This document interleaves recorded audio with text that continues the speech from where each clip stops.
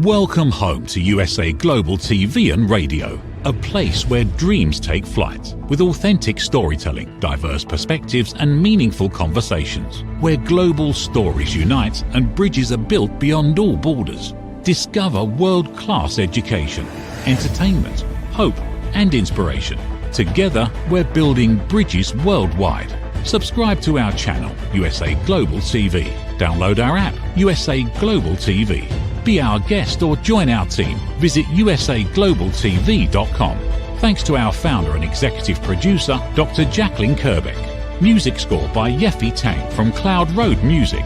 Voiceover artist Mike Porter. Creative direction by Paul Garcia. USA Global TV and Radio, your home for global connection. All rights reserved. This video and its contents are the exclusive property of USA Global TV and Radio. Unauthorized use, duplication or redistribution in any form is strictly prohibited.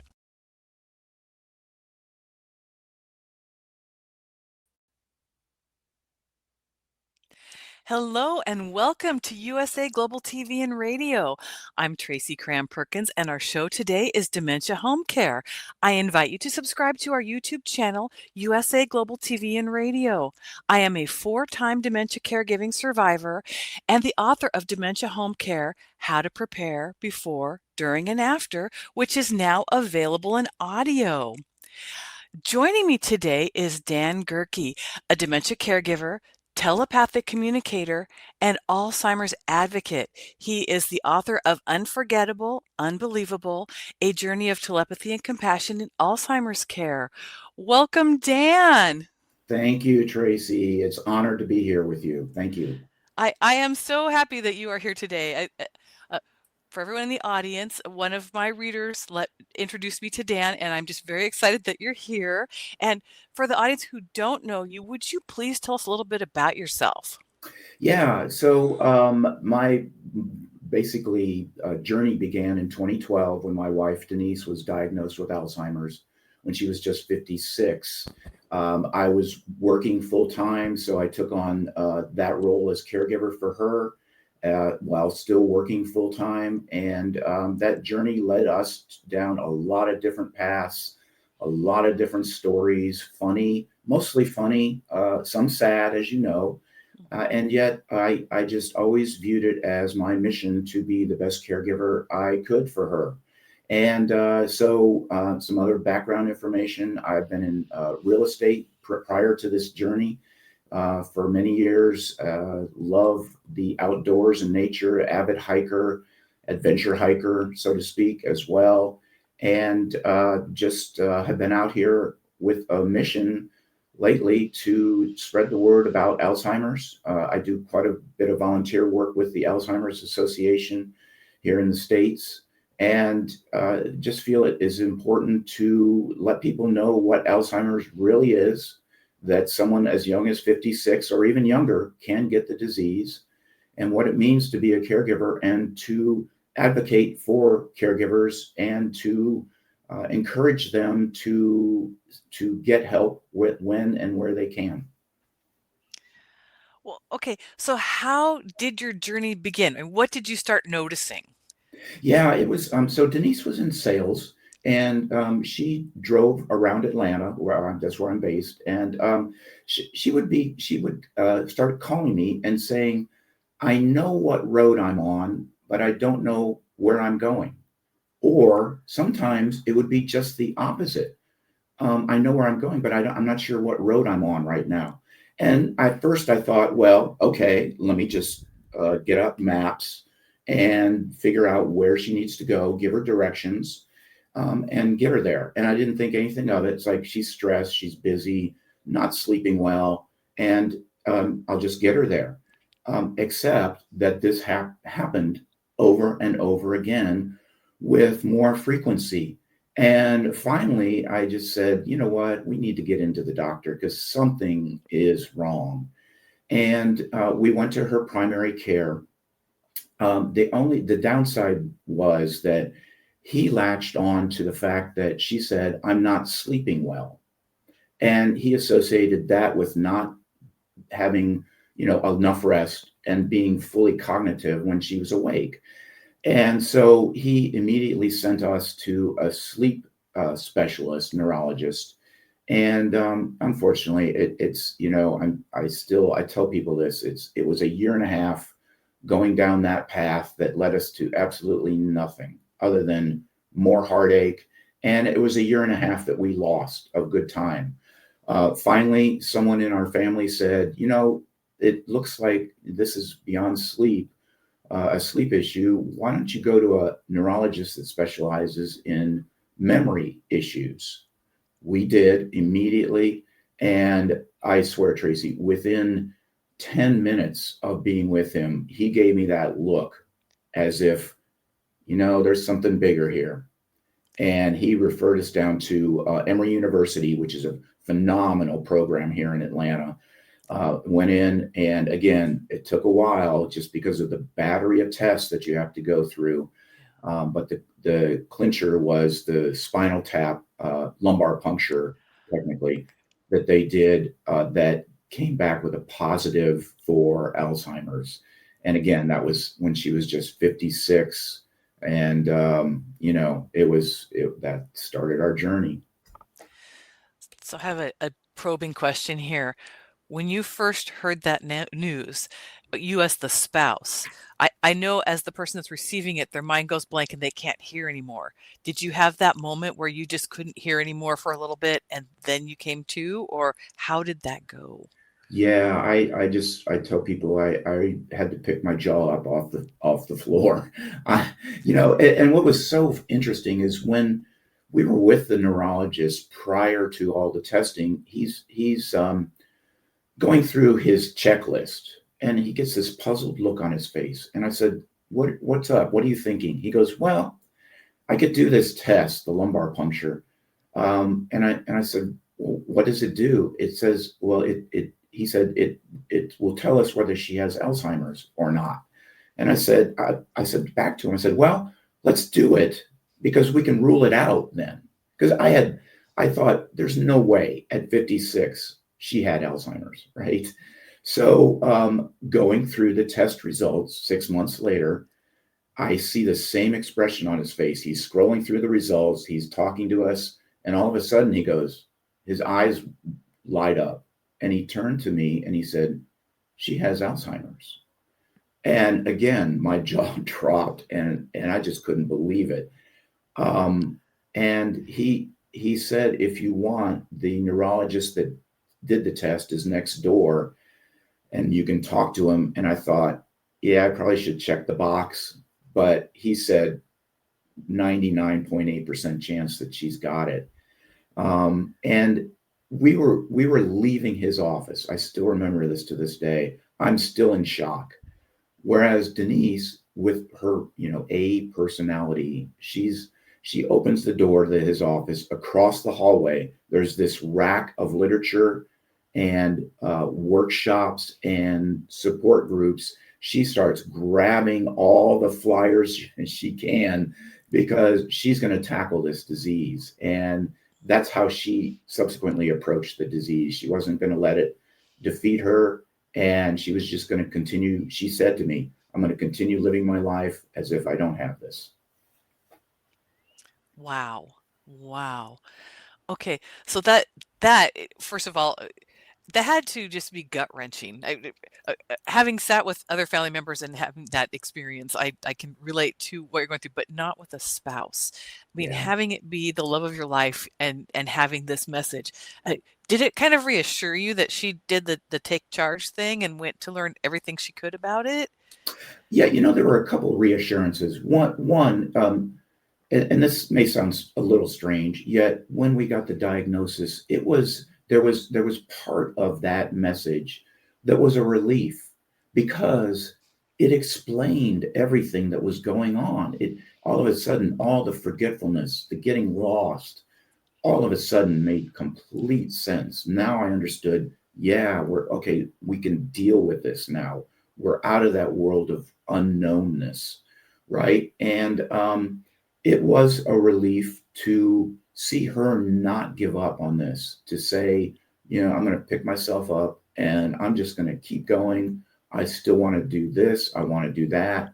And we went through a whole litany of with things that she wanted to do and didn't want to do, and that was tough, but it was a relief as well. So, okay, what were some of the struggles then that you ended up facing taking care of Denise? Yeah, the negative, so to speak, of her personality type was that the go-getter, the charge forward, was that she was going to keep doing that, which meant she was going to keep driving. Uh-oh, scary thought there, right? And that was the biggest concern.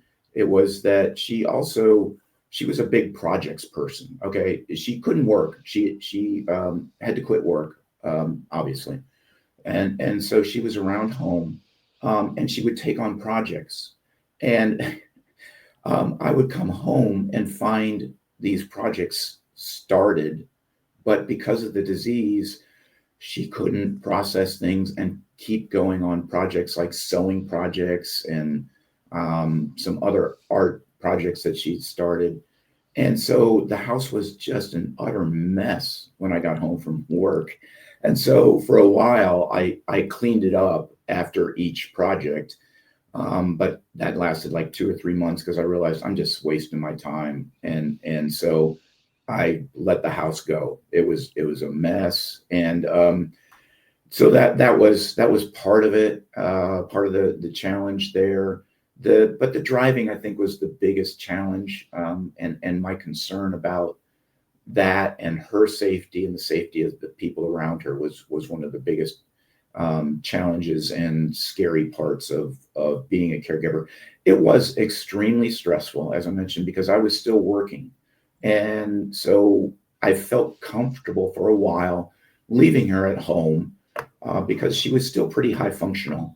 But yet it got to the point where eventually I didn't feel comfortable. She was forgetting a lot of different things and how to do things. So I had family members come in initially and then ultimately hired a professional caregiver, companion caregiver for her who stayed with her while I went to work.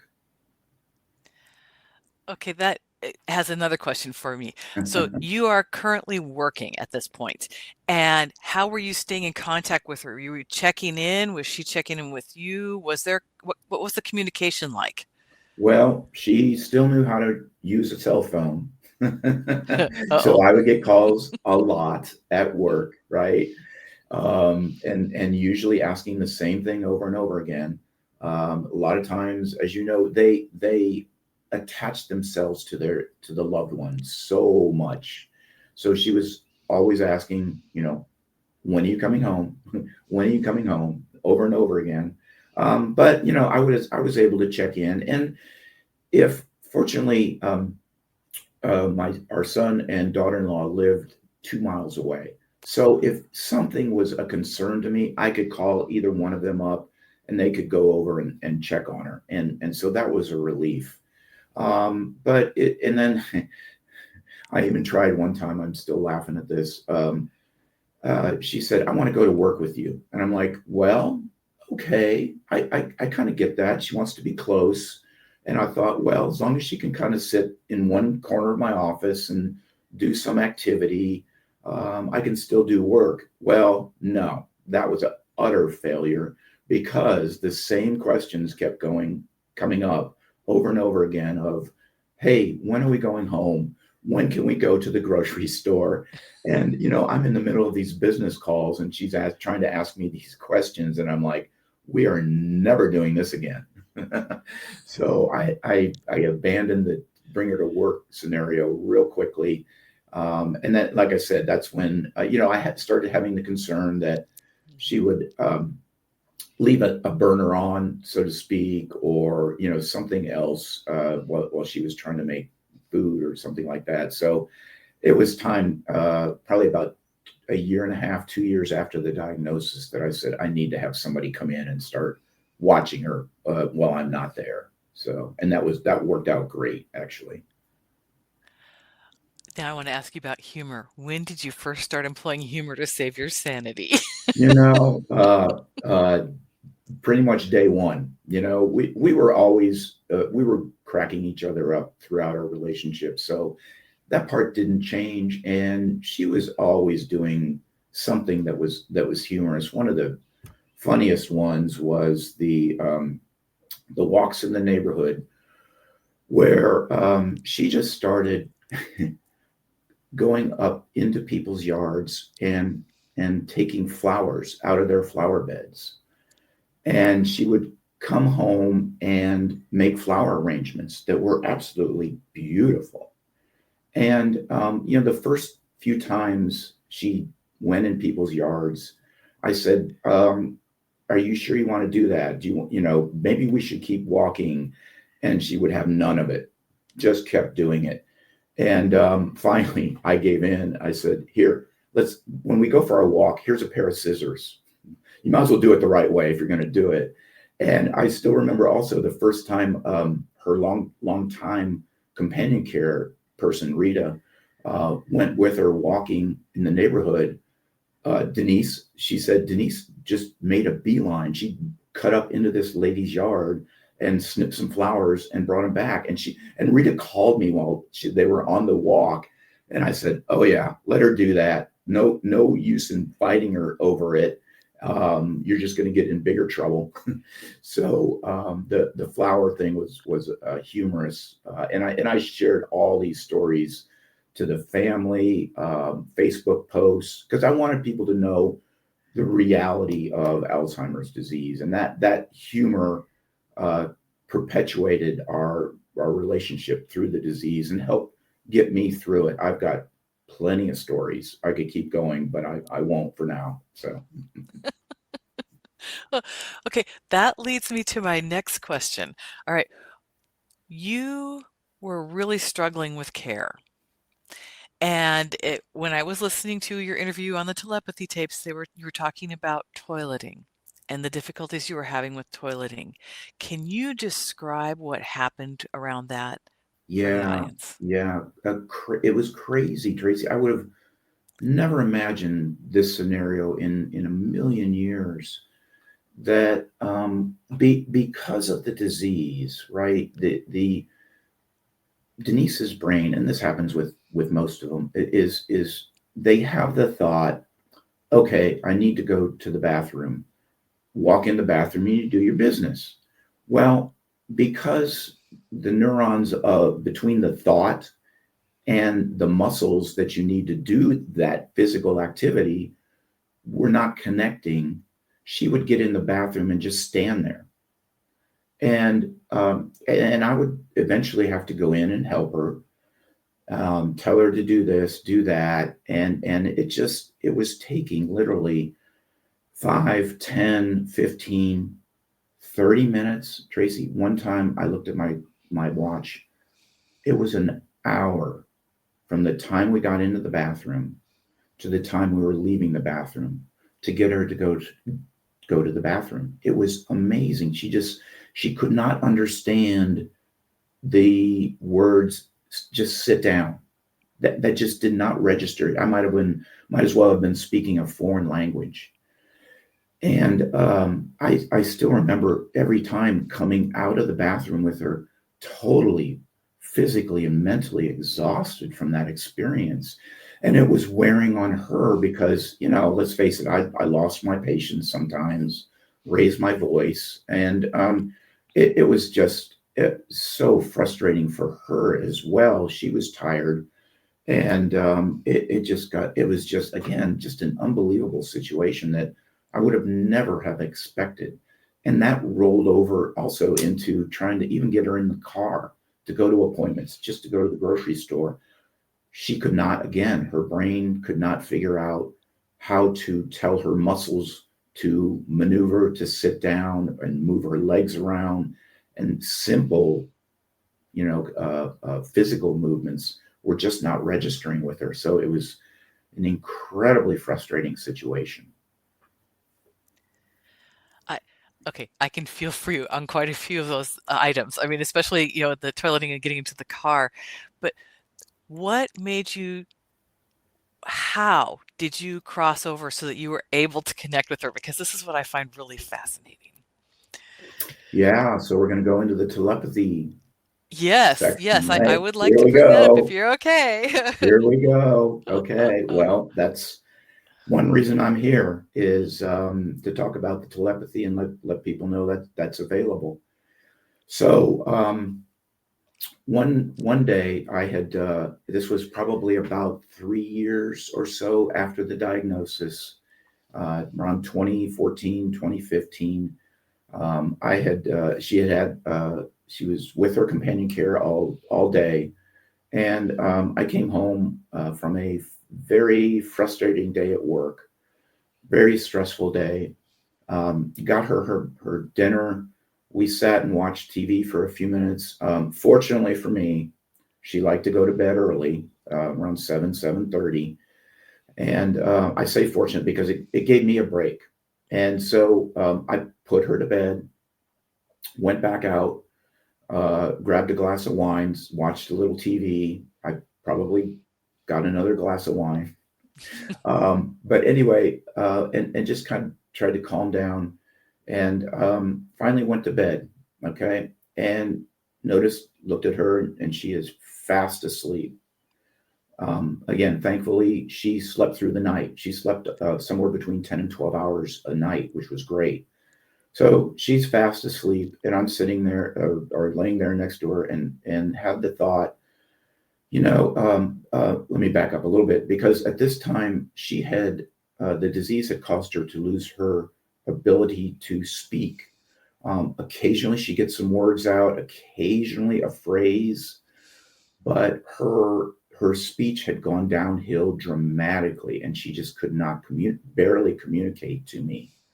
So I had, laying there next to her, I had the thought in my mind, Denise, this would be so much easier if you could just talk to me. In my mind, Tracy, I heard Denise. I heard her voice, the inflection of her voice say to me in my mind, well, talk to me. And I'm like, okay, here's one of the biggest problems we're having. It's stressful for you and stressful for me getting you into the toilet. Show me how to do that better.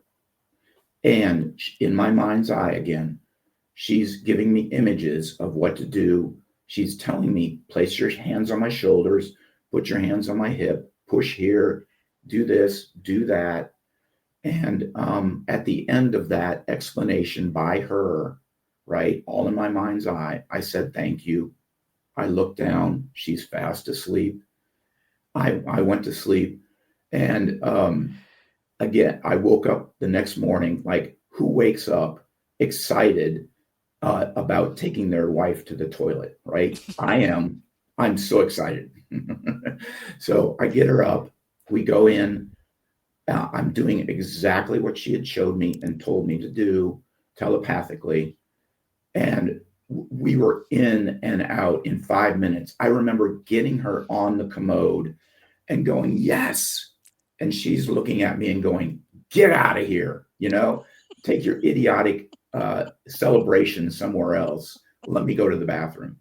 And it was literally 5 minutes, and I'm so excited. And it was a relief for her too, obviously, to not have me fussing and fighting with her to get on the toilet. So that next night I said, okay, Denise, and I heard her again. She said, okay, I'm here. In my mind's eye, I said, that worked great. Thank you again. Let's work on the car. How do I get you in the car easier?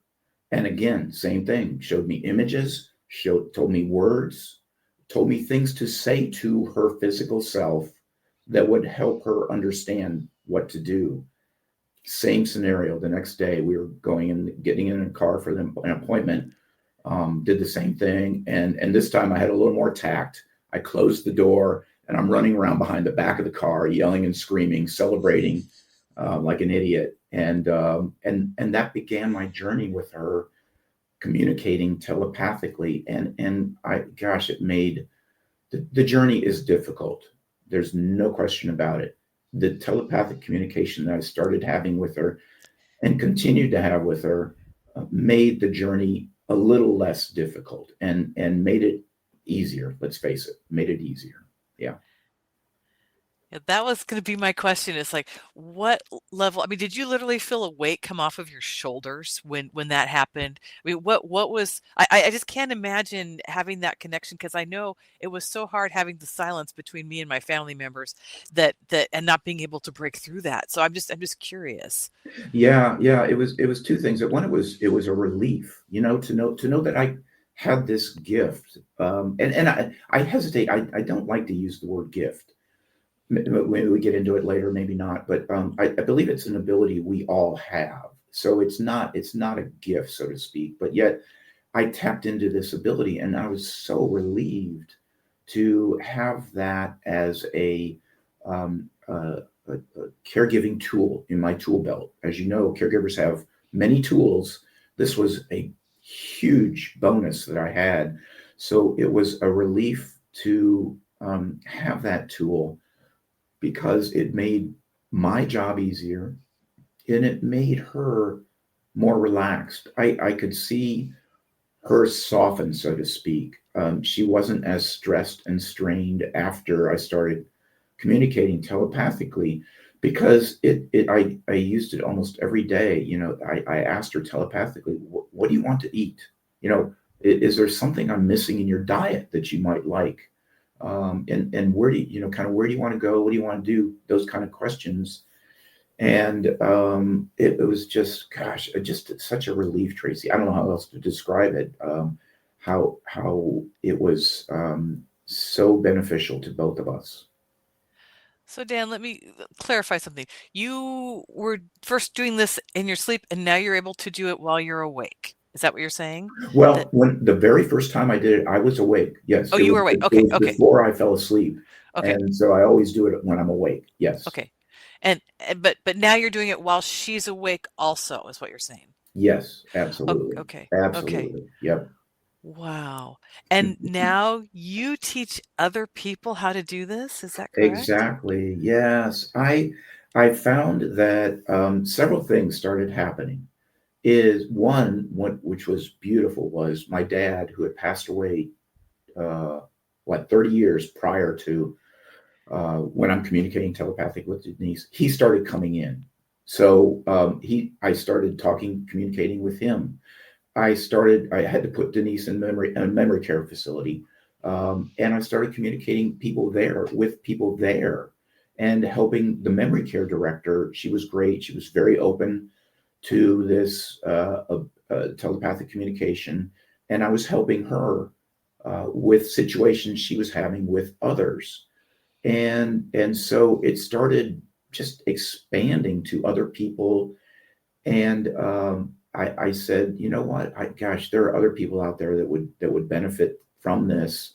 So I right now I do readings, so to speak. You can contact me, and we'll set up a time. And if you want me to connect to your loved one who has gone silent, so that you can get answers, you can get better tips on what they want.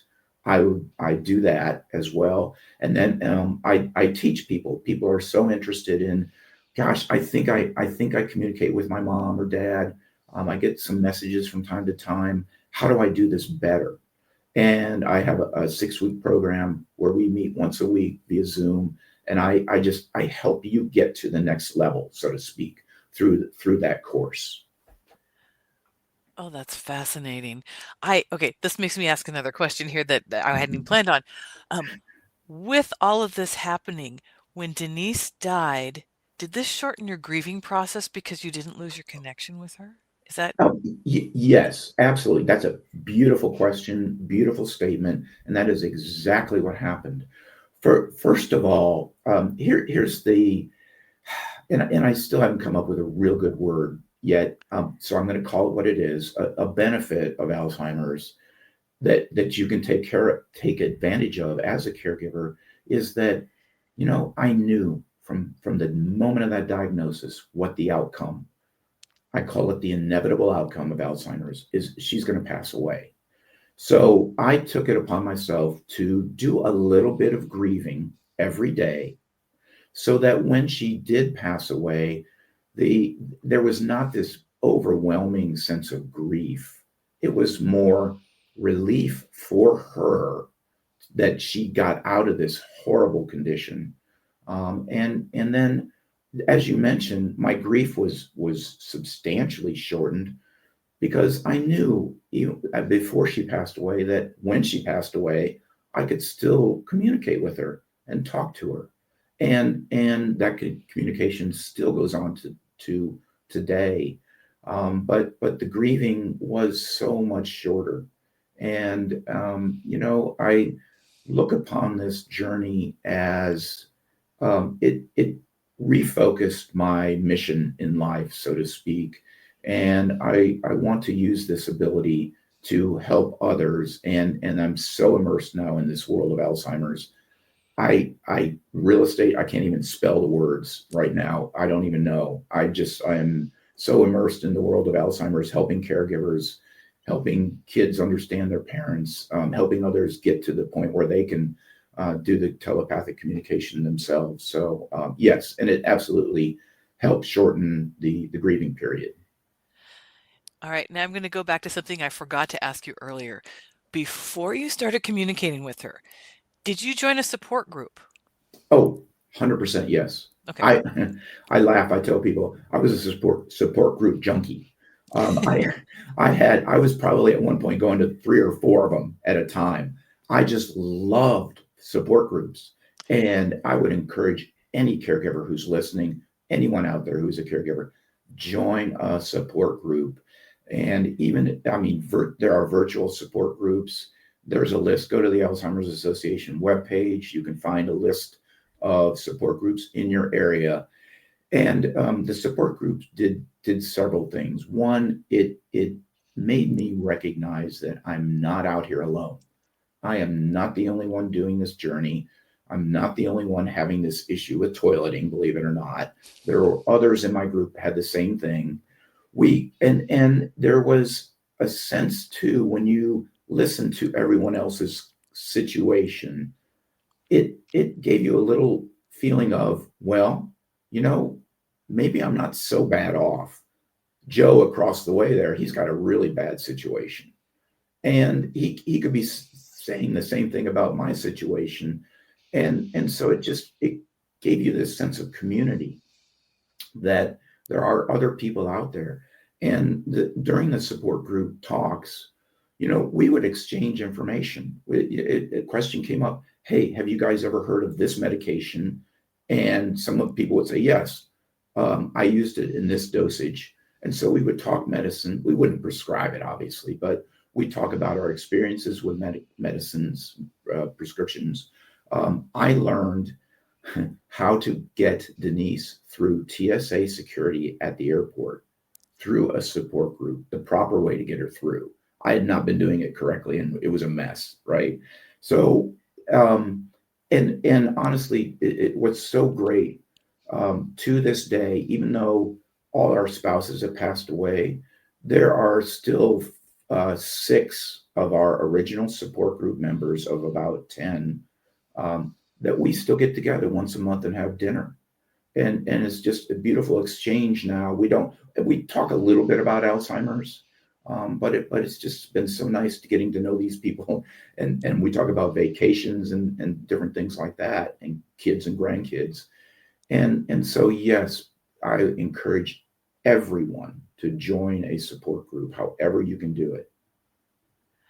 Okay, that is so beautiful, especially the part that you are still connected with your support group. I think people don't give themselves permission to understand that that could be a possibility because of the amount of grieving you are doing, even whether you recognize it or not. I would love to circle back to what you said about the TSA. What is the way to get your family member through TSA properly? Oh my gosh. Well, I'll go through the improper way first because Okay. it was I was going through the scanners first, and inevitably I would get on the other side, turn around, and say, Denise, come on, follow me. And many times she'd lock up, right, just stop, frozen. And fortunately, people were kind. They said, they'd lead her up into the scanner and have her go through. And finally, so, we were talking in the support group, and someone said, "Yeah, I learned how to get her through TSA, my spouse through TSA security." And that, how do you do that? and they said, you lead her up to the scanner, tell her walk through and wait on the other side. And then I went through, and it, oh my gosh, my blood pressure dropped immensely at TSA security after that. And so they have to go through first, then you go through. That's the secret. Ah, okay. So did you ever have like a lanyard on her saying hidden cognitive disorder or anything like that on her so that people would know at TSA? No, what we Okay. did is we had a wristband Okay. that said that. Okay. Now, as you know, um, whether they wear it or not is a thing. You could put it on them in the morning. Mhm. 5 minutes later, they're taking it off. But at least we tried, right? We got the wristband. Wow. So we only have about 4 minutes left. Is What? there, I Oh my know it's word. gone so fast. Is there anything you want to discuss before we sign off? Yeah, I would say to the caregivers, I harp on this a lot. Is if you're a caregiver, uh, period, but especially if you're a caregiver for someone with dementia, reach out and get help. This disease is like no other. It is so incredibly stressful. This was the most stress and the most difficult thing I have ever done in my life. And done some difficult things in my life. And this was the most difficult. You've got to reach out for help. Um, get rid of your ego about, oh, I got this. I can do this. This is not like cancer, unfortunately. This is not like heart disease. My parents passed away from those kind of diseases. And I remember 2 days before my mom passed away, I was communicating back and forth with her. I could not do that physically with Denise for 6 or 7 years before she passed away. And the amount of stress that put on our relationship. And yes, the telepathy did help, yet it was still stressful. Folks don't realize, caregivers don't realize how stressful this is, how sad it is to see that person in front of you just literally vanish and go away. It's incredibly stressful. So reach out, get help. There are plenty of resources out there through the Alzheimer's Association, family and friends. If they offer, can I help? Say yes. You'll figure out how they can help, but say yes. Don't be a martyr. This disease will kill the caregiver first. It really will. So reach out, get in a support group, find the help you need, take breaks from your loved one. You know, you're not giving up on them. You're not giving up on them if you have to put them in memory care. You're not giving up on them if you have to have someone come in and take care of them for an hour while you go to the grocery store. And so I would say to the caregivers, reach out for help. That's my biggest message. And I'm here too. I'll be glad to help through readings or whatever help if you just want to talk. Okay, so I've just what because of that, what was your most unexpected and cherished feedback from somebody you have helped Through telepathy. through telepathy? Yeah. Wow, that's a great question. I've never thought about that. Wow. Boy, I hope this is not a Stump Dan question. I think I can't think of anything specific other than it's just a relief. Confirmation sometimes that mom is okay or dad is okay. One I just had interesting. I'll be quick with it. Is uh, there is no language barrier when I do this. I recently did a reading with someone who spoke Spanish. I don't speak Spanish. He did not speak English. He's got Alzheimer's. We were able to communicate back and forth. And the daughter of this woman who asked me to do the reading was blown away. She goes, "How are you guys communicating?" I said, "It's all telepathically. It's not through us." And another beautiful moment was when I did a reading in front of him. When the daughter brought him out in his wheelchair, he looked at me and he had this recognition. he knew who I was. He knew that I had been communicating with him telepathically, and that was so heartwarming. So that was a beautiful moment right there. Yeah. Oh, Dan, thank you so much. And thank you for joining us today. I really appreciate it. Oh my gosh. Thank you. Thank you so much, Tracy. And I commend you for all the work you've done with your family in Oh, caregiving. thank you very much. Oh, and we even get to see your website. Whoa, Yay. look at me. Look at that. Back when I had a beard. Oh, Oh, well, we will be back on November 18th for the next episode of the Dementia Home Care Show. In the meantime, you can go over to our channel on YouTube at USA Global TV and Radio and look for the Dementia Home Care playlist, where you'll find all of our past episodes. Thank you to the wonderful Dr. Jacqueline Kerbeck for all of her hard work behind the scenes today. And thank you to our sponsors for making this possible. See you next time, everyone. USA Global TV and Radio proudly presents Tracy Cram Perkins, a dementia caregiving survivor teaching how to balance care with peace of mind. #1 resource for dementia caregivers. It's the book Dementia Home Care: How to Prepare Before, During, and After. Over 17,000 copies sold of this must-have guide. And now a testimonial from Tracy Smith.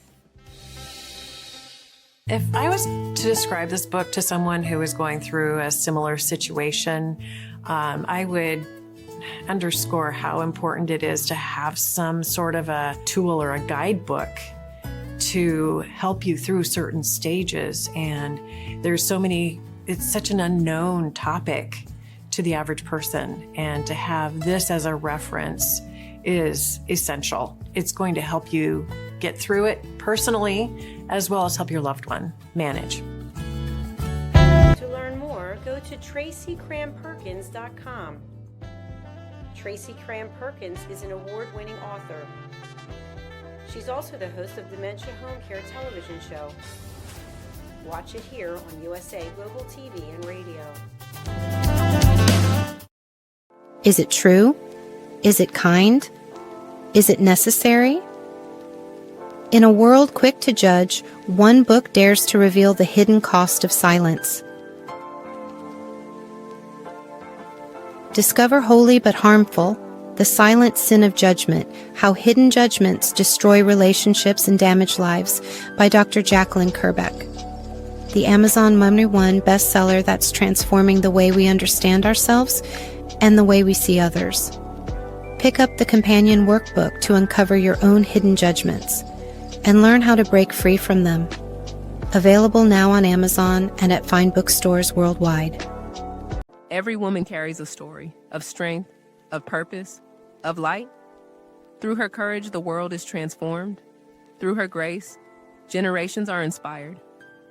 This is Iconic Women. Within Every Woman Lives a Goddess, a celebration of brilliance, beauty, and empowerment.